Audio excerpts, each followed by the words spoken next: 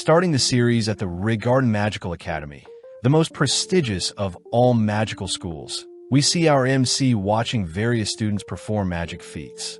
As for our MC, someone who has no magical aptitude, we see him on the 7th floor of the dungeon, training and slaying monsters with his sword as it's the only way he can grow. In the capital of magic, Erebus Rigarden, students attend the Rigarden Magical Academy, all answering basic questions regarding the creation of sulfur by channeling magic in a balka or Agni dust, and with the sulfur a flame can be created. Spearheading the class, Professor Edward Serafins ends up asking our MC, will support a 6th-year student accompanied by his familiar, Kiki, to demonstrate such an act. Flustered, Will has no choice but to head to the front of the class, ordered by Edward to demonstrate the simple sulfur creation spell. With all his might, Will attempts to infuse the ore and dust with magic, but upon failing, the entire classroom erupts into laughter. Disappointed, Edward voices how studying the theory won't get Will far in life, even if Will is considered an honor student for note-taking only. Among the students, a sudden burst of flame ignites the ore and dust, producing a potent blue flame, but this prompts the professor to remind the students to demonstrate only when asked. Speaking up, Shaun Ulster apologizes for the sudden display of magic, smirking as Shaun mentions how they believe Will needed help with a basic demonstration. Regardless, Edward casts an ice spell to put out the flames, reminding his students that magic in this world reigns supreme, especially since the heroes of their worlds are mages. Hearing Edward suggest that Will leave that academy for being magicless, Will steps outside for a breather, but is confronted by Shaun, Lyral, and Gordon, mocking Will for training in the dungeon again. At the same time, Colette appears, ordering Shaun to stop bullying Will, but hearing that Colette calls Will one of her friends, Shaun takes the chance to remind Will that achieving the status of a Magi Evander is out of reach for a normie like Will. With Shaun and his friends leaving, Colette tries to cheer Will up, pointing out how weird it was for Professor Edward to make fun of Will in front of the entire class. But Will admits that it was fine since Edward was right about him having no magic. Will changes the topic by telling Colette how surprising it is for a cute girl to be helping him out, shocking Colette as she demands to know if Will calls every girl he sees cute. Apologizing for the sudden compliment, Colette shyly asks Will to give her a moment, reminding herself that Colette Lure is from a noble family and should behave as so. Seeing Will glaring off into the distance, Colette asks what Will is thinking, happy to see Will admire the beautiful Magi Evander, the wizards that hold up the sky. Written in history, there was a time when the world was enshrouded in darkness by the celestial host, up until 5 powerful wizards fought back against the evil, casting a seal that opened up the sky. The title of Magi Evander has since been passed down to only the strongest of wizards, but Colette wonders if the Ice Maiden's wand, Albie's Vina, is watching over them as they speak, surprised to hear that Will believe so. Flashing back, we see a young Will speaking with a young girl, Elfaria. Will is amazed to hear Elfaria tell him stories about the sun and moon in the sky, both agreeing to become Magi Evander if it means they can scale the tower and see the sunset. Sadly, Will and Elfaria's promise was one-sided, with Elfaria becoming the youngest person to achieve the title of Magi Evander, ultimately leaving Will behind. Having not given up, Will promises to one day meet Elfaria at the top of the towers, but is brought back to reality when Professor Werkner Nordram screams at Will for being reckless and venturing into the 7th floor of the dungeon. Will apologizes for being reckless, but seeing as he did indeed bring back the bones of an evil guard, Werkner awards Will with 2 extra credit points, pleasing Will and Kiki as Will is making progress. Werkner asks if Will is truly trying to obtain the Magi Evander status, reminding Will that he still needs to advance to the Upper Institute, meaning Will has to work on his writing, spell work, and praxis in order to obtain 12,000 credit points. Since Will has no magic, he'll have to make up for the loss of credit points, but when Will says he'll simply overload on praxis credit points, Werkner states that it's impossible for Will to advance at his current rate. Seeing Will sulking, Werkner tells Will that he needs to focus on graduating first, reminding Will that he still has 4 credit points to obtain by the end of the week. Surprised, Will instantly begins searching for a monster that will fetch him 4 credit points, but seeing Will struggling to find a suitable monster, Werkner hints at a possible sighting of a Baskerville on the 6th floor. Grateful for the suggestion, Will gives Werkner a massive hug, but having heard everything, Shaun rushes towards the dungeon, dead set on ensuring Will doesn't graduate. Having made it to the 6th floor of the dungeon, Will gets excited, having faced a Baskerville before, but upon seeing Kiki getting nervous for their upcoming fight, Will promises to be wary of the monster's fire breath, begging Kiki to help track down the monster. At the same time, Shaun and his lackeys are also seen hunting for the Baskerville, but Shaun gets pissed hearing his lackeys get cold feet, scared to be facing a Baskerville for the first time. Shaun states that Will is not fit to be in the academy, attempting to use search on the monster, but out of nowhere a different monster appears, pummeling and killing Gordon in an instant. Having heard a cry for help, Will and Kiki instantly dart towards the screams, peeking around a corner only to spot Shaun facing off against an evil sentinel, a monster worth 10 credit points and is classified as an over 5 enemy. Will knows that the monster shouldn't exist within the 6th floor of the dungeon, watching as Shaun helplessly exhausts his mana, attempting to wear down the creature, but no luck. Knowing that he should help Shaun out, Will wonders if he should really be saving the person that bullied him, choosing to let Shaun die. But out of nowhere, Will remembers Elfaria's words. Elfaria had once handed Will some glasses, happy to see Will as a kind person, but in the present, Will equips said glasses, revealing that he's only kind as he wants to stand and be with Elfaria. As the monster brings its blade down onto Shaun, Will dashes forth, heroically blocking the creature's slash. At the same time, we see Edward storming into Werkner's office, reporting that Shaun and his lackeys have been missing, having ventured into the dungeons, and Edward wants Werkner to look for them with his familiar. Upon hearing that Shaun has ventured into the 6th floor of the dungeon, Werkner reassures Edward that they'll be fine, heading over to a crystal ball, stating that Will can resolve the issue. Having parried several of the monster's slashes, Will runs circles around the creature, managing to sever one of the monster fingers. Pissed, the creature blows Will back, firing several pieces of debris in Will's direction, but having increased his speed, Will disappears, impaling the monster from behind. Seeing Will's movements, Shaun is unable to believe Will is so manly, but at the same time, Kiki is seen televising Will's actions through the crystal orb, shocking Edwards, as Will isn't a normal human. Werkner reveals that Will has an abnormal physique, having superhuman strength in tune with dwarves along with the observational skill to analyze and overcome any attack once he's seen it. Having severed the creature's weapon-holding arm, heading to retrieve the monster's blade, taking a stance and countering the monster's breath of fire with a lightning speed slash. Having decapitated the monster, Will checks to see if Shaun is okay, but both Shaun and Edward refuse to accept a magicless student like Will to be so capable. Having returned to Werkner, Will officially gains an additional 10 credit points. Flashing back 5 years, we see a 10-year-old Will dreadfully walking through school, listening as his peers mock Will for being magicless, having been used to convince Elfaria into joining the same school. But now since Elfaria is a Magia Vander, Will is of no use.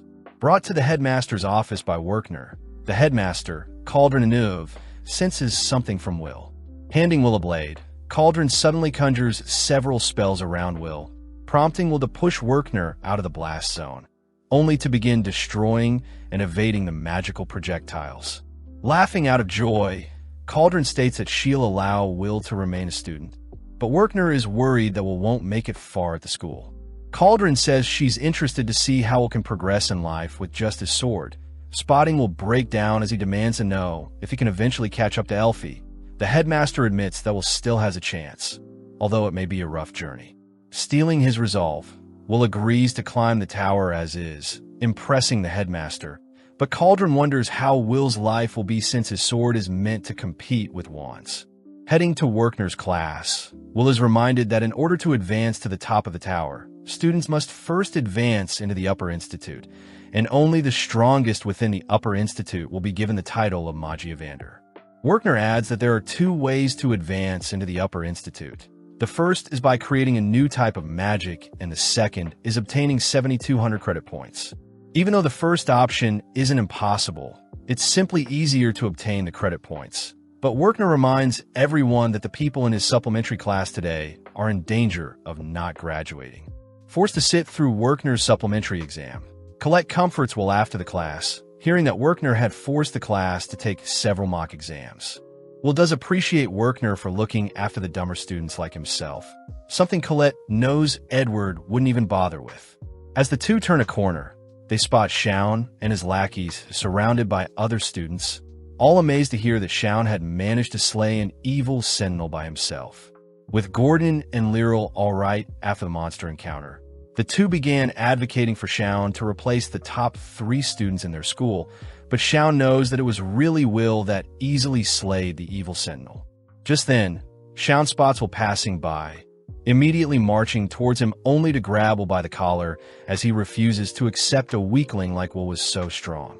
Hearing Colette order Shaun to stand down, Shaun and his lackeys head off, leaving Colette to wonder why Shaun hates Will so much. At the same time, we see Edward asking the headmaster to expel Will, confusing Cauldron as Will has already made it to his 6th year without any issue. Edwards declares that a warrior like Will shouldn't exist amongst mages, but Cauldron reminds Edward that Will's marks apart from magic are above average, and that Will has the option to become an artificer or a healer if he chooses. Sadly, both Edward and Cauldron agree that since Will is only fixated on obtaining the Magia of Vander title, Will would be wasting his time at the academy. But as a compromise, Cauldron asks Edward to assign Will a test and expel Will if Will fails Edward's test.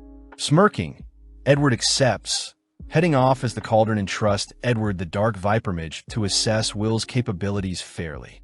Having headed to some nearby lockers, Will thanks Colette for helping him store his books, but Colette feels bad for Will as he has to keep his sword stored away whilst on campus. Will reveals that his roommate Rosti also doesn't want him carrying around his sword, so it's better for Will to store it away in both cases, but Will reassures Colette that Rosti and himself are still friends. Now at the study hall, Will begins reciting the history of a dwarven war, surprising Colette as she wonders why Will is reviewing old material. But Will is simply practicing his writing skills, as he needs a perfect score to pass. Will says he understands how the dwarves felt during the Battle of Garzaronso, as the dwarves continued to fight against enemies with magic, relying on their determination to surpass even magic. Will says he too believes his determination will someday overcome his lack of magic. But Colette gets distracted, spotting a white hair of Will's head. Wanting to pluck the white hair, Colette and Will are interrupted by Edward, asking to speak with Will alone. Heading to the spell hall, Edward says that he'll be giving Will a supplementary class, instantly casting a dark spell that barely misses Will. Edwards says Will needs to land a strike on him to pass, and Will must accept since Edward will award Will with 5 spellwork credit points if he succeeds, but will be expelled if he fails. Getting serious, Edward begins channeling a potent spell, consuming Will with a magic circle. At the same time, Werkner arrives at the headmaster's office, watching as Edward begins barraging Will with spells, wondering why Edward has been assigned to test if Will is worthy of remaining a student. Cauldron wonders why Werkner is so against Will's expulsion, hearing Werkner reveal that Will is the closest to achieving the Magia of Vander title, having already reached the top of the tower. As Will continues to evade Edward's low-tier dark magic, he's amazed at the sheer potency of said spells, attempting to rush Edward from behind, but fails to even damage Edward's magical barrier. Blown back, Will's glasses shatter, stunned to see Edward cast spells with no incantation. Racking his brain for a way to defeat Edward, Will hears that Edward will only use his black flames to attack and his magic barrier to defend. Just then, Edward begins conjuring several magic circles, overlapping them only to fire off several black flames at Will, bouncing Will around in the air, only to watch Will helplessly struggle to move, wishing he at least had his blade. At the same time, Colette is seen at the lockers, wondering what sort of kinky stuff Edward and Will could be doing, but just then Kiki crawls into the room, begging for Colette to retrieve Will's sword. Having exhausted Will, Edward begins marching towards Will, asking Will if he knows how many mages it took to overcome 10,000 dwarves during the Battle of Garzaronso. Hearing Will helplessly answer that it only took one mage, Edward stomps Will's head into the ground, reminding Will that magic reigns supreme in the world and that a sword can never compete with a wand. Even still, Will slowly gets up, shoving Edward away, as he declares that he won't stop trying until he can be with Elfie, the person he loves. Disgusted by Will's declaration, Colette suddenly arrives, tossing Will his blade. Equipping his goggles, Will unsheathes his blade, easily slicing through one of Edward's dark flame projectiles. Pissed, Edward traps Will with a flame wall, preparing multiple incantations, making Will shake as he fears he'll burn to death. But seeing as he must defeat Edward to achieve his dreams, Will prepares to risk it all. Charging towards Edward, Will is forced to evade and slice Edward's projectiles, remembering during the Battle of Garzaranso, a lone dwarf by the name of Gareth managed to land a blow on the mage that wiped out his brethren. Impressed by Gareth's feat, the mage ultimately recognized the dwarves as capable beings, something Will hopes to achieve as well, as he distracts Edwards with some debris. Using the explosion from Edward's magic, Will leaps into the air, firmly gripping his blade only to use his momentum to carve through Edward's barrier. When the smoke clears, Will has managed to scratch Edward's face, prompting Edward to leave as he declares Will has obtained 5 credit points for passing. With Will collapsing out of pure exhaustion, Colette rushes to Will's side, but at the same time Werkner is amazed that Will was able to come up with a strategy to conceal himself only to surprise Edward whilst in the midst of battle. As the headmaster praises Will's phenomenal performance, we cut to Rosti preparing dinner for Will and himself, wondering when Will get back. Flashing back, we see the last time Elfie and Will spoke to each other, with Elfie giving Will his signature goggles and Will declaring that he'll climb the tower and meet up with her. Grateful to hear that Will hasn't forgotten their promise of seeing the sunset together, Will has no choice but to watch Elfie leave, turning to Werkner and promising to be strong from here on out. In the present, Will is seen on his delivery job, swiftly delivering out papers, only to run into Donnan, who tells Will he'll be in Gina's tavern later. Grateful for the info, Will carries on with his deliveries, accidentally tripping and spilling the papers, but nonchalantly recollects the papers and Kiki whilst they are still mid-air. Having a closer look at the papers, Will is proud to see Elfie gain credibility for creating a new original magic, being the first to achieve the feat of inventing 12 magics. Reading more about Elfie, Will suddenly reads that the Upper Institute has passed a new order to the Academy involving Elfie, shocking Will. Rushing back to his dorm on the outskirts of the Academy, Will calls out to his roommate, Rosti Nowman, asking Rosti to make him a magic item. Curious as to why Will is so energetic, Will says that Elfie has requested an order and Will plans on fulfilling since he doesn't have class today. Unveiling his ripped body, Will begins changing since he needs to go hunting for Frost Walker ice cores on the 4th floor, pleading with Rosti to help build him magic items. Happy to see Will is honest with his intentions, Rosti hands Will his inventions. Amazing Will as Rosti lives up to the role of an artificer or mechanic inventor. Before Will leaves, Rosti shoves some food in Will's mouth, ordering Will to take care. History says that Mage Queen Mercedes once said that everything originates from the dungeons, encouraging future generations to explore and learn everything about the dungeons. Having made it to the 4th floor, Will and Kiki spot several students already hunting for ice cores. Not surprised since it was Elfie herself that made the request. Out of nowhere, a massive boom can be heard, revealed to be Shaun, who easily took out a Frost Walker with a single spell. Even though his lackeys praise him, Cyan knows that the Frost Walkers are nothing compared to the Sentinel Will defeated, but seeing Shaun so fired up, Will gets motivated and has no choice but to head deeper into the floor. Suddenly spotting a girl being cornered by several beasts, Will instantly equips his goggles, dashing forth as he slices up the creatures. Shocked to see a student slay creatures with a mere sword, the girl introduces herself as Iris Churchill, of 4th year. At the same time, we follow Werkner teaching a class containing Colette and Rose, learning that new magic created is normally named after the creator or words associated with the creator. Werkner reveals that Edward's dark magic spell Dax Darbicans is based off an ancient mage, Fire Watchman Darbikins. Hearing Werkner encourages students to invent magic of their own, Rose asks how amazing Elfaria is, since she was seen on the morning papers. Werkner holds back his excitement, stating that Elfaria is beyond amazing, having created 12 new spells, a feat that makes Elfaria one of the greatest to ever live. With students all acknowledging how amazing it must be to wield the Ice Affinity, Colette realizes how special Elfaria is, having wondered why Will was always chasing after her. Seeing Colette thinking about Will, Rose teases Colette, fearing that Will only cares about Elfaria, prompting Colette to defend herself. But Werkner scolds Rose and Colette for not paying attention in class. Back with Will and Iris. Iris mentions how she has heard rumors of the Magicless student, grateful to be finally meeting Will. Surprising Will as a junior 2 years younger than him doesn't discriminate against him.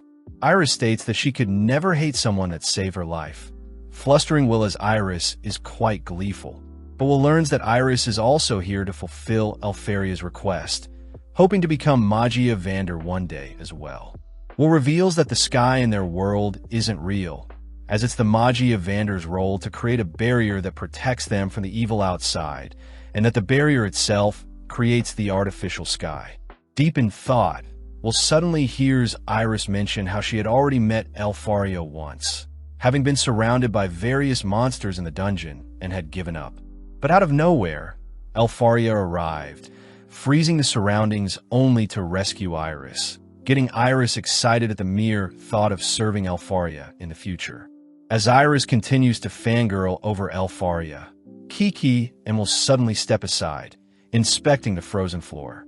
At the same time, Iris mentions how she has failed to locate any frost walkers with her search spell, spotting Will acting strange. Upon asking what Will is doing, Will states that frost walkers normally leave behind a trail of ice fragments, but seeing as there is an ice fragment double the usual size in front of them, Will suspects that there is a powerful one nearby. Knowing that most people search spells won't be able to reach the creature, Will begins heading deeper, forcing Iris to follow along, curious as to how Will knows all of this. Will states that his experience makes up for his lack of magic, but detecting movement in the corner of his eye, Will suddenly tackles Iris, both barely evading the boss's charge.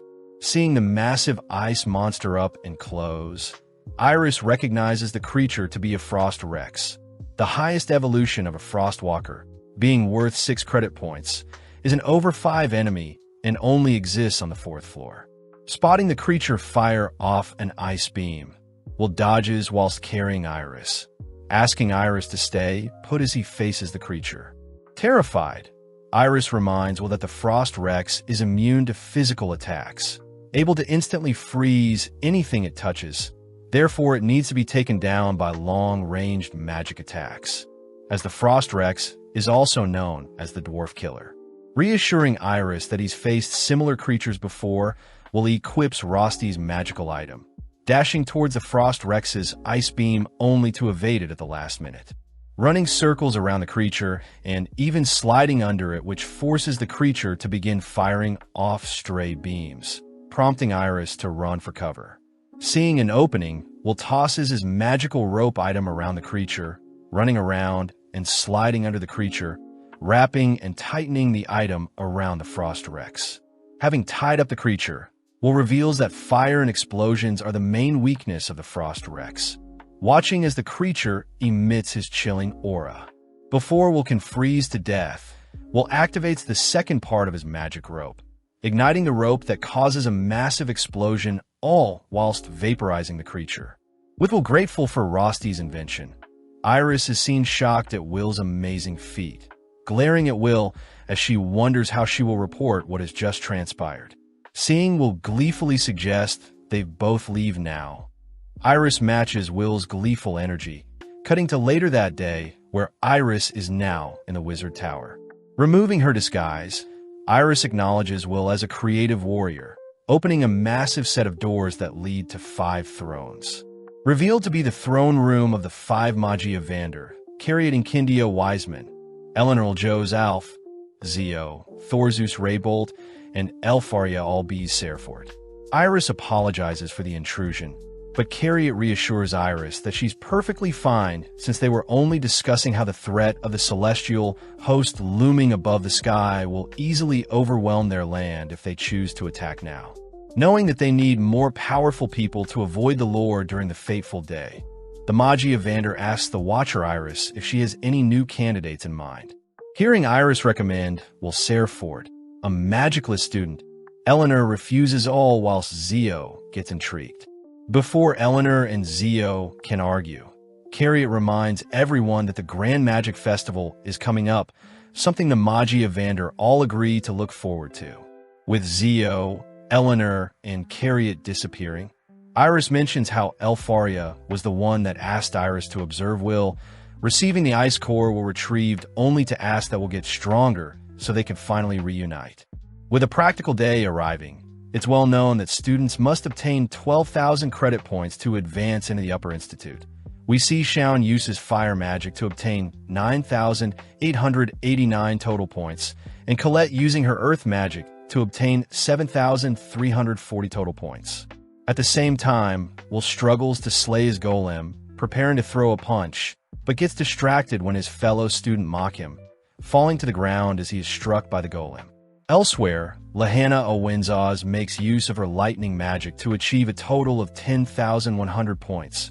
Wignall uses wind magic to gather 10,075, and finally Julius Reinberg manages to obtain a total of 10,048 with his unparalleled ice magic. Lahanna acknowledges how strong Wignall and Julius is, watching as Julius declares Lahanna and Wignall as his rivals. But as Julius hands the two a ice rose, Lahanna and Wignall simply shred the rose, heading off as other onlookers watch, knowing only those three are points above 10,000. Off to the side, Will grows more depressed, having only obtained 5,405 points and only has 1 year left to achieve 12,000. Spotting Julius approaching, Will quickly gets out of his way, overhearing Julius and his lackeys mention the Grand Magic Festival. At lunch, Will asks Colette if she thinks he can win the sky race at the festival, but Colette advises Will to focus on the duels just like herself, since the elves will probably prioritize the sky race. Reasoning that his best chance to get scouted would be the duels, Will knows that everyone is probably thinking the same as himself. The Grand Magic Festival is an event held every 2 years, where various events are held to show off students' skills to high mages from the Upper Institute. Colette also takes the chance to remind Will of the 4 factions to look out for, these being the Lightning Lord's Wand, Thorzeus Fass, the Sacred Elf's Wand, Elif Kanan, the Flame Emperor's Wand, and Kindia Barum, the Ice Maiden's Wand, Albiz Vina, and finally the Light's Sovereign Wand, Masteria's Noah. Colette begins dreaming of being picked by one of the Magi Evanders, since anyone picked can skip the requirements for graduation and simply move into the Upper Institute right away, but Will knows that it's never actually happened before. Colette also brings up the myths about the Watches, those who live amongst the students to help with scouting, but Will states that they shouldn't rely on an urban legend. Will states that he'll simply be helping with operations behind the scene, annoying Colette as she believes Will has potential, but Will points out that during his second year, he was booed off stage for standing out too much. Colette does remember that year as the 50th festival and was also deemed the worst festival in history. With so many students outside training and honing their craft, Colette and Will grow more excited, both knowing that the Grand Magic Festival is their only chance to show off their skills, but Will knows he won't be doing anything to stand out this year as well. As Colette helps Will with retrieving his items, Colette suddenly detects something strange with a nearby locker, sensing that a barrier along with a sound-dampening spell has been cast. Not wanting to draw too much suspicion, Colette asks for Kiki's help, gleeful when Kiki easily breaks the spells. Upon opening the locker, the two are shocked to see a stairway leading downwards, ultimately discovering various students betting on who they believe will win each event in the Grand Magic Festival. At the same time, Will spots Shaun and his lackeys agitating Shaun, but before Shaun can do anything, Colette threatens to hurt Shaun. Will wonders why Shaun of all people are participating in the illegal gambling, but Shaun's lackeys explains that Shaun was simply curious as to who has the most attention, annoyed that Shaun isn't amongst the top 3. Pissed, Shaun orders his lackeys to be quiet, shouting that he isn't as weak as everyone thinks, and in terms of technical prowess he is as strong as the top 3, and he simply lost points during the writing exams. That evening, Will wraps up his final class for the day, heading out, but is stopped by Colette, who offers to join Will in his dungeon training. Sadly, Will states that he'll be working at Miss Gina's tavern, annoying Colette as she gets flustered. Located on Slumland Street on the outskirts of the capital of magic, Miss Gina's tavern is filled with dwarves daily, run by Gina herself, who cooks whilst Will serves their customers. Serving Mr. Donnan. Donnan feels bad for Will, as Will has to work his newspaper delivery job in the morning, student during the day, and Miss Gina's tavern at night. Will reassures Donnan that he's been doing fine, especially since he has to pay off his tuition, but Will is scolded for slacking off, watching as Rosti flawlessly serves the customers. It's revealed that Rosti is helping out in the tavern since one of Gina's regular employees quit, but the dwarves could care less as they consider Will as one of their own. That night, Will and Rosti begin cleaning up, but Rosti asks if Will is truly okay with being paid so low for his efforts, asking why Will doesn't ask Werkner to help find him a better job. Will reveals that he doesn't want to bother Werkner further, and plus Will feels at home working amongst the dwarves that don't shame him for his shortcomings. Just then, Julius and his men enter the tavern, mocking the disgusting sight and smell of the tavern, but this makes Gina and Donnan glare at Julius. Spotting Will as a server, Julius begins to crack up, pissing Will off, but Donnan gets annoyed, asking Julius to repeat himself. Arrogantly, Julius reminds Donnan that dwarves are an inferior race, having moved to their world when a celestial host destroyed the dwarves' world. In this world, dwarves are not treated equally, unlike elves, and this forces dwarves to hold themselves back, fearing a punishment for harming mages.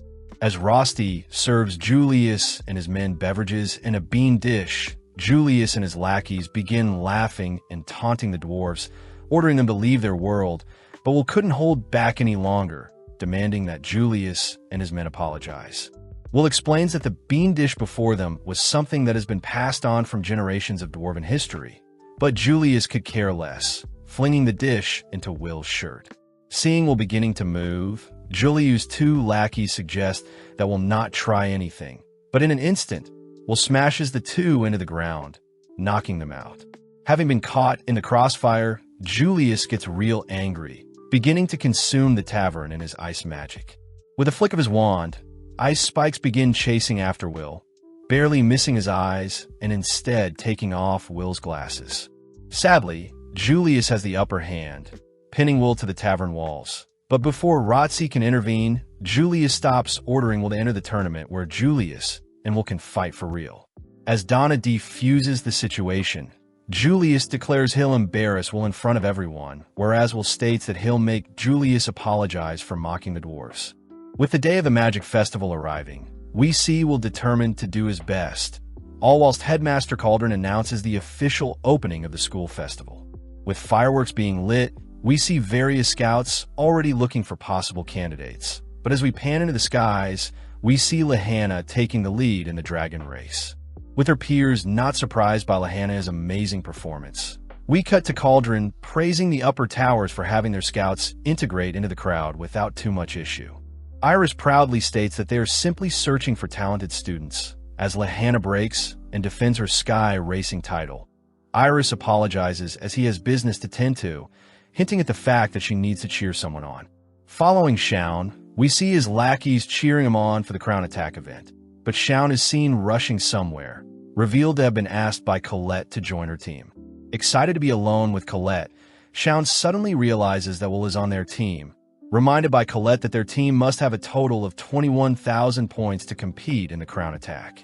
When Shaun demands to know why he should help Will out, Will looks past Shaun, glaring at Julius, who has just entered the same room. Pissed, Shaun learns that Julius and Will apparently have some beef, but as the afternoon events are starting, we cut to Mike Mayus, the 6th-year student in charge of commentating. Mike also announces Edwards as his co-host, annoyed at first, but is forced to put up with Edward as a guest announcer. Announcing the Crown Attack event, Mike has several elves prepare the domain for the next event, all watching as the elves make use of several elemental affinities to create a playing field consisting of a volcano zone, a marshland zone, a badland zone, a grassland zone, and a woodland zone. Mike states that participants will start in 3-party teams scattered around the arena, all tasked with making their way to the central arena, where the first team to claim the crown wins. Of course, the announcer reveals that there have been various traps scattered all across the lands, encouraging students to find the shortest path to the crown if they dare, and that teams can obscure other teams. Edward adds that the overall test examines students' abilities to navigate through irregular landscapes, just like in the dungeons, something the scouts will be interested in seeing. Mike mentions how the crowd favorites to win are Squad 12 led by Wignall along with Squad 9 led by Julius. But Mike does point out Will's Squad 6, the team least popular. As the crowd mocks Will for even signing up for such an event, the team heads out to their assigned positions. But Werkner gets horrified realizing that Will is participating as one of the teams. Werkner rushes to warn Will about how unfair the event will be for him. But even Werkner is surprised by Will's serious demeanor, unable to change Will's mind once he has made up his mind. With all teams scattered and ready, the event begins, prompting everyone to begin rushing towards the arena. Following Julius's team, we see the mysterious boxes scattered in their surroundings transform into golems, the first obstacle all teams will have to overcome. Following Will, Mike is surprised to see Will's squad rushing towards their golems, prompting all the students to mock Will's suicidal strategy. Calling out to Colette, Will has Colette enchant his gauntlet with earth magic, throwing a punch at a single golem, which sends it flying into one of the school's observatory drones. With everyone completely baffled by Will's display of strength, something Werkner knew was going to happen, as Will with his gauntlet is just as capable as a mage with his wand. As Mike announces, Will is the first team to break through the golem swarm. Shaun begins scolding himself for allowing a nobody like Will to save him in the dungeon, pissed that even at his level, he seems to be inferior to Will in every way. Moving on to the wastelands, Will's squad are faced by a series of other boxes, all firing earth projectiles towards the squad. Using his gauntlet, Will slams the ground, creating a temporary barrier, only to dash forward, once again relying on Colette to conjure several blades for him. Running towards the boxes, Will begins tossing the blades to shatter the boxes, nonchalantly clearing the second stage, shocking onlookers as they refuse to accept Will has been hiding his power all this time. Edward announces that since Will spends most of his time in the dungeons, Edward is not surprised by Will's keen battle senses, something that makes Irish cheer for Will loudly. As several parties hear word that Will's is passing each stage with ease, they rush to catch up, but eventually they begin to slowly fall to the dangerous traps within each stage. Following Julius's squad, Julius gets annoyed hearing that Will has taken the lead, choosing to go ahead and stop him. As Will's squad reaches the final stage of the Enchanted Woods, Will suddenly notices that the forest has been laced with chain traps, forcing Will to unearth the spells, easily having them cancel each other out.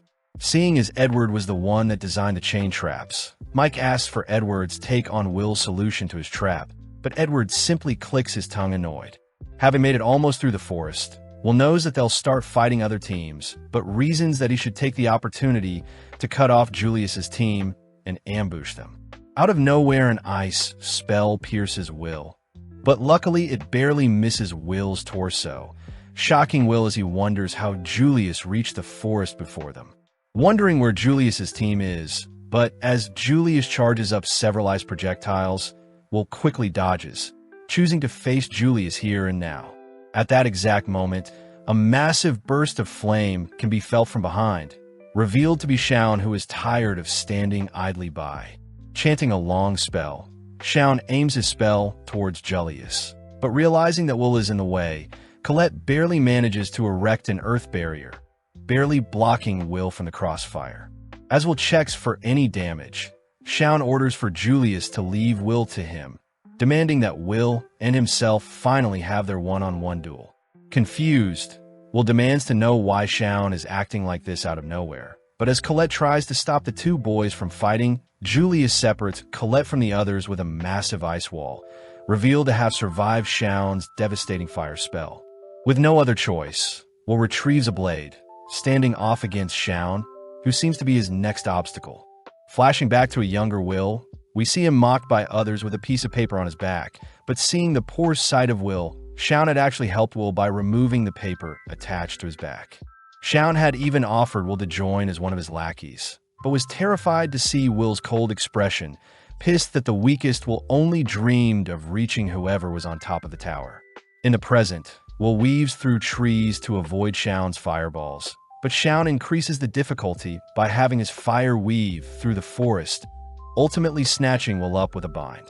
Luckily, Will is able to cut himself free, but this enrages Shaun as he orders Will to fight him. Still hesitant, Will states that he must make Julius apologize to Don-In and the others, but Shaun could care less, firing off more projectiles whilst Will searches for alternative solutions. At the same time, Mike commentates on how silly Shaun and Will's brawl is, asking for Edward's opinion, only to get weirded out seeing how happy Edward is. Having seen everything transpire, most of the scouts note how Will's squad is being caught up in some unnecessary fighting, all disappointed to see Shaun lose his temper. Following Rosti, we see him and Kiki grow concerned at Will's situation, suddenly noticing Iris appear, greeting her as they seem to know each other. As Iris sits beside Rosti, she cheers loudly for Will, surprising Rosti as he learns that Iris is completely obsessed with Will. Jealous Rosti mentions how Will is so popular, having always been on Will's side since they became roommates, but Rosti also mentions how they suspect Colette may also fancy Will. Cutting to Colette, she's seen running from Julius's ice projectiles, pissed to hear Julius tease her for having the Earth Princess title, but Colette is caught off guard when Julius sets off one of Edward's traps. In the arena, the crowd all suddenly gasp, realizing that there are multiple Juliuses, watching as Julius appears in front of multiple teams, all confronting them. Surprised that Julius fulfilled his promise, Wignall gleefully greets Julius, but with a wave of his wand, Wignall shreds the Julius clone before him, surprised to learn that Julius had pulled off one of the Magia Vander's original spells. As the crowd goes wild, believing that Wignall had defeated Julius instantly, we cut to two mysterious elves, Filvis and Lafia, both criticizing Wignall for his subpar magic. In the stands, Shaun's lackeys also begin to wonder why Shaun hates Will so much, believing that there may be an alternative motive, especially if Shaun was willing to give up his team's lead in the tournament. Back with Will, he's seen still standing, racking his brain for the reason Shaun hates him so much. Flashing back, we follow the memories of Will from when he was younger, constantly bullied, but Will never wanted anyone to accept him, especially not Shaun, as all Will cared about was reaching his goal of reuniting with Elfie. In the present, Shaun unleashes a powerful projectile, making some time for him to begin a powerful incantation, only to call forth his flame guardian falcon. Sending forth his guardian, Shaun watches as Will leaps into the air, all while severing the guardian's wings. But as Will makes a dash towards Shaun, Will suddenly spots the guardian regenerating. Making note of the guardian's core, Will realizes that he's now pinned between Shaun and the guardian's fire projectiles. Will chooses to evade one only to block the other with his gauntlet. Will also realizes that most guardians are meant to defend and protect a mage whilst they prepare incantations, but Shaun's guardian seems to be overly offensive. In the stands, Edward is shocked to see how proficient Shaun's magic is, amazed that a mere student is capable of summoning a guardian. At the same time, one of the fire scouts, Raj, asks for Shaun's background, learning that Shaun belongs to the Ulster house. Raj admits that at first glance, Shaun falls short of top 3 in the school based on his school stats, but thanks to the festival, they now can report Shaun as a possible candidate to carry it. Having dispelled his guardian, Will commend Shaun for growing stronger since they last met. But Shaun still hasn't had enough, knowing that Will still isn't taking the battle seriously as when he slayed the evil sentinel. Hearing Will states that they have no reason to fight, Shaun grows infuriated, demanding to know why Will doesn't hate him, but Will correct Shaun, stating that of course he hates Shaun along with everyone that bullied him, but right now he has to defeat Julius. Even more annoyed, Shaun states that he doesn't care who or what Will is, all he cares about is being treated with respect. making Will realize what Shaun wants. Apologizing for not taking the fight seriously, Will finally puts on his goggles, choosing to respect Shaun by going all out. Finally pleased, Shaun calls for his guardian once more, ordering the guardian to charge, all while Shaun layers multiple fire spells onto Will. Knowing that he won't win by running away, Will chooses to take a leap of faith, running towards the danger, only to dodge the guardian's pathing and Shaun's projectiles. Having already learned the guardian's pathing, Will manages to pierce the guardian's core, finally heading straight for the source of the danger. As Shaun and Will prepare to bet the duel on this final attack, a massive stone wall suddenly falls to separate them, revealed to be Colette. Colette scolds the boys for still fighting, revealing that she had managed to defeat Julius's clone, but Shaun is more flustered seeing Colette's clothes all torn up. Colette tells Will to hurry towards the arena and face Julius, stopping Shaun from interfering, but this earns Colette a thanks along with Will's jacket embarrassing Colette. As Will promises to have a rematch with Shaun, we cut to the stadium where Mike announces Julius as the first team to make it to the arena, but before Julius can claim the throne, Will appears, leaping over the stadium only to challenge Julius to a one-on-one. Cutting to Elfaria up in the wizard's tower, Sarisa, her maid, scolds Elfaria for quietly sneaking a nap, only to slap Elfaria awake. Sarisa asks that Elfaria take her Magia Vander duties more seriously, secretly annoyed that Elfaria isn't fit to be one of the elites, but nonetheless Sarisa asks Elfaria to look through the selection of students the Ice Scouts have found. First, Elfaria checks out Julius, a name everyone has made note of, something Elfaria believes will have to be her eventual successor. Back in the stadium, Will begins to circle Julius's squad, impressing Julius as he admits that he's surprised Will even caught up to him. As Julius conjures an ice rose, he gets excited at the thought of humiliating Will, but Will equips his goggles, stating that he'll have Julius apologize before he defeats Julius. Making the first move, Julius shatters his ice rose, swiftly creating a smoke screen that surrounds Will, standing guard. Will wonders if Julius will go for a direct attack, but upon calming himself, Will detects 3 separate vibrations in the ground, deducing that Julius' team intends to surround him. Out of nowhere, a massive ice projectile appears from behind, forcing Will to continuously dodge, reasoning that he'll be able to determine the positions based on the direction of the ice projectiles. Having evaded 3 projectiles, Will now has the positions of his 3 targets, spotting Julius only to leap towards him. Sadly, another projectile flies towards him, knocking Will out of his trajectory as he suddenly realizes that Julius's team hasn't moved an inch. As the smoke clears, it's revealed that there are 4 Julius clones, but as the clones slowly march towards Will, Julius mentions how his clones explode, suddenly erupting as one of the clones encases Will in ice. Mortified at what has just transpired, both Edward and Werkner both recognize Julius's clone magic as one of the 12 ice spells Elfaria invented. Pissed, Will demands to know how a mere student can learn one of Elfaria's secret spells, but Julius states that his mere talent allowed him to mimic one of Elfaria's Magia Vander spells, mocking Elfaria for being not that talented. Infuriated, Will breaks out of the ice, lunging at Julius, but Julius simply waves his wand, launching an ice projectile to slow Will down.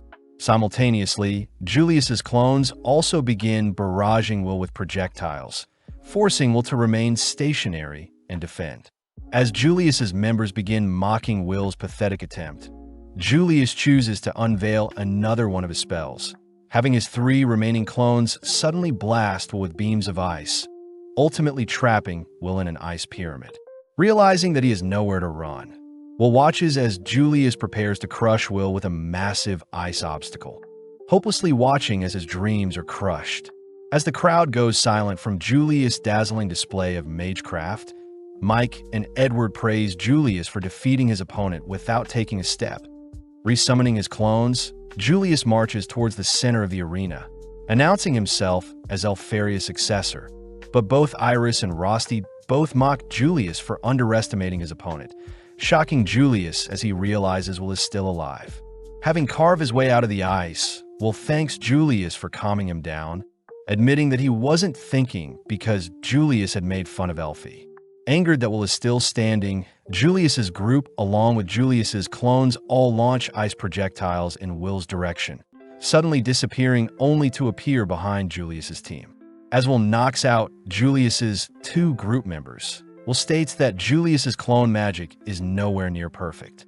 Seeing all of this, Edward recognizes Will's movements as the same tactics he used against him, having used a mage's magic to hide, only to attack from their blind spot. With the crowd shocked by Will's movements, Julius's clones suddenly crumble into ice, leading Will to announce that Julius needed his teammates to control his ice clones. With Julius not denying that fact, Will takes the chance to point out how superior Elfie is, cutting to Elfie, who states that although Julius is the most qualified to be her successor, Elfaria boldly claims that she rather prefers swordsmen by her side, now facing off against each other. Will also deduces that Julius's clone magic must be actively monitored, unlike Guardian summons. Therefore, Julius is not as capable as he makes himself to be. Pissed that nobody is lecturing him, Julius once again blasts Will with some ice magic, giving himself time to summon back his clones. As the clones begin firing of projectiles, this time Will is able to nonchalantly read the clones' intentions, evading each projectile. Following Julius, he admits that he can only control 4 clones at once, forced to stay on the defense without his teammates' help. But Julius has no fear since each clone is an exact copy of himself. Sadly, Will manages to scan his surroundings, appearing in front of the real Julius, terrifying him as he tries to block Will off. With a single swing, Will breaks Julius's defenses, bringing Julius to his knees. Demanding to know how Will found him so easily, Will reveals that although Julius's clones are meant to be exact replicas of Julius down to the body temperature, if the clones aren't monitored and controlled properly, the internal temperature of the clones drop, leading ice crystals to appear below the clones. Annoyed that nobody knows his ice spell better than himself, Julius wonders how Will knows so much, leading Will to explain that since both Will and Elfie were both orphans, Will spent tons of time studying and learning Elfie's ice magic. With both Will and Elfie temporarily locking eyes, Julius refuses to believe a peasant like Will would be acquainted with Elfaria the Magia Vander. But when Will cuts down Julius's final attempt at attacking Will, Julius falls to his knees defeated. Will admits that Julius is the first to ever replicate Elfie's magic, but Will reveals that Elfaria's clone magic is a spell Elfaria invented when she was 2 years old, shocking Julius. Will states that even a powerful spell will have its weakness, scolding Julius for declaring himself as an emperor when he has mastered a spell someone invented when they were only 2 years of age. Laughing out of joy, Julius grows infuriated, letting out a burst of mana as he summons 8 clones this time. Ignoring the control issues, Julius chooses to overwhelm Will with rogue spells, but Will adds that he was once attacked by 10 Elfie clones. Letting loose, Julius orders his clones to attack, but in a blink of an eye, Will dispatches one of 8 clones. Terrified, Julius begins to flee, but Will begins chasing Julius down, carving through the clones like butter, only to grip his fists, punching Julius directly in the face, knocking Julius out with a single punch. As the crowd erupts from disbelief, Lahanna is seen making note of Will. But as Will prepares to claim the crown, he notices Wignall and his team have snuck their way to the crown, claiming the crown as Wignall's squad is deemed the victor at Will's disbelief. Cutting to Elfie and Sarissa, Elfie is seen shaken, asking Sarissa if there are any spells to turn back time or to erase memories. But Sarissa states that those spells either do not exist or are forbidden. Unable to hold back her joy, Elfie states that she wants to watch and play with Will for eternity, weirding Sarissa out as Elfaria's dark side has just been revealed. Having accepted his defeat, Will sits beside the crown stand, something Shaun is shocked at, as Will is even stronger than Julius himself, declaring that he'll be the first to defeat Will. With Colette breaking into tears at Will's accomplishment, Will is a little sad he didn't win, but is proud he kept his promise. That night, Will, his friends, and the dwarves all gather to celebrate Will's victory, all drinking to their heart's content as they thank Will and Colette for defending their honor. As Werkner and the dwarves promise to continue looking after Will, Donnan asks if Will had been scouted by anyone, but Colette butts in, annoyed that Will didn't receive any offers plus their team didn't win because of Shaun. Rosti wonders why Shaun isn't present, but sadly Shaun couldn't be bothered celebrating a loss. But regardless, Donnan is pleased to see Julius and his lackeys are now working to make up for their insults. As Gina orders Julius to hurry up with the orders, but Colette is curious as to how it will be treated moving forward, something Werkner is intrigued by himself. The next day, students begin gossiping about the all-student Praxis, an event for dungeon exploration held over an entire week. Cutting to Will and Colette, Will is suddenly approached by some of his peers, demanding Will form a party with them. But it seems ever since the festival, more students are acknowledging Will's strength. As Wignall, Shaun, and Lahanna all walk by the circle of students crowded around Will, Colette can't help but wonder how Will is feeling, choosing to intervene, demanding everyone to give Will some room to breathe. Surprisingly, Will has no hatred towards the people who once bullied him, instead grateful to be receiving all the attention. Seeing a female student offer to hang out with Will in the dungeons, Colette suddenly breaks the two up, clinging on to Will as she declares Will and herself will be shopping together. That night, Colette screams in her bed, embarrassed that she asked Will on a date, but her roommate Rose takes the chance to tease Colette for being so adorable. Helping Colette collect her thoughts, Rose suggests that Colette dress pretty to help Will stand out more. At the same time, Rosti asks if Will is heading into the dungeons the next day, surprised to hear that Will is spending the day tomorrow shopping alone with Colette, but Rosti glares at Will from behind. The next day, Colette arrives at the St. Viola Square first, pumping herself up as it's her first date with Will. Spotting Will arrive, Will apologizes for being late, complimenting Colette's cute hairstyle and outfit. Flustered, Colette manages to calm herself down, but before they can start walking, Rosti suddenly appears, grateful to be joining the two on their shopping date. Apologizing for the late introduction, Rosti introduces himself to Colette, suddenly grabbing hold of Will as they both begin heading to their first destination, shocking Colette as Rosti teases Colette. All throughout the day, Rosti would make sure to help Will with anything he needs, shoving Colette aside as she helplessly watches her date get stolen. Taking a break from all the shopping, Colette demands to know who Rosti is and what type of relationship Rosti has with Will. Will reassures Colette that they are nothing more than close friends, suddenly thanking Rosti for buying them a drink. Seeing Rosti sitting down, Will wonders where Rosti's drink is, happy to share his drink with Rosti, but Colette suggests that Rosti share hers. Knowing that they need some space, Rosti and Colette suggest that Will head to get his sword repaired, stating that mages like themselves shouldn't bother the dwarves. As Will heads off, Colette demands to know what Rosti's deal is, surprised to hear Rosti has already claimed Will as his own. Colette brings up the fact that Will and herself used to hug all the time, but Rosti counters by saying Will had shared baths with him. As the two's banner draws in a crowd, we cut to Will and Kiki heading through an alley, both wondering why Colette and Rosti were acting so strange. Out of nowhere, Lahanna appears before Will. Someone Will knows is the definition of a perfect student both in grades and practicality. Hearing that Lahanna wants to have a private chat with Will agrees to follow Lahanna to her tea house, entering a special room housing Shaun, Wignall, and Julius. Lahanna takes the chance to ask Will to form a 5-member party for the upcoming Praxis event, but Shaun and Julius are against Will joining their team. As Shaun marches towards Will, Wignall swiftly casts some illusion magic, halting Shaun's advances as Wignall suggests that they hear Lahanna's reason for adding Will to their team. With Lahanna hinting that Will has a hidden talent, Julius points out that Will has no magic capabilities, something Shaun agrees will be useless for them. Speaking up, Wignall scolds the boys for looking down on Will because he defeated them, revealing that he trusts Lahanna completely since Lahanna surpasses Wignall himself. Having silenced Shaun and Julius, Lahanna states that she is dead set on ascending the towers, but Will mentions how Lahanna was scouted during the festival, curious as to why Lahanna still wants to try even after receiving a guaranteed path up the tower. Lahanna reveals that anyone still in the academy are considered leftovers, And since Lahanna plans to reignite her family's name, Lahanna declares that she is dead set on becoming a Magia Vander. Shocking Will.